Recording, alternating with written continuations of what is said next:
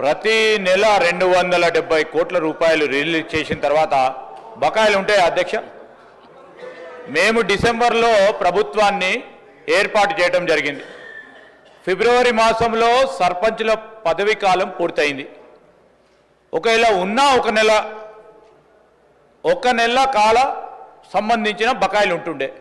ఆయనేమో ఒక పక్షాన 270 కోట్ల రూపాయలు ప్రతి నెల ఇచ్చాము అని చెప్పినప్పుడు బకాయిలు ఎక్కడివి అధ్యక్ష?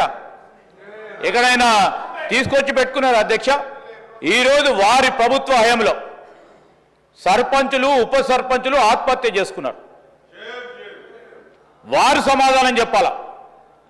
ఈరోజు గౌరవ మా పంచాయతీరాజ్ శాఖ మంత్రివర్యులు చెప్పారు, ఏ విధంగానైతే బకాయిలు మా నెత్తిపైన పెట్టి వారి ప్రభుత్వం ఆ రోజు మేము తీసుకున్న వారసత్వాన్ని ఒకటి తర్వాత ఒకటి పూరించే ప్రయత్నం చేస్తూ ఉన్నాం. ఈరోజు కూడా సర్పంచులకు కానీ ఎంపీటీసీలకు సంబంధించింది కానీ జెడ్పీటీసీలకు సంబంధించిన ఏవైతే బకాయిలు గత ప్రభుత్వాలు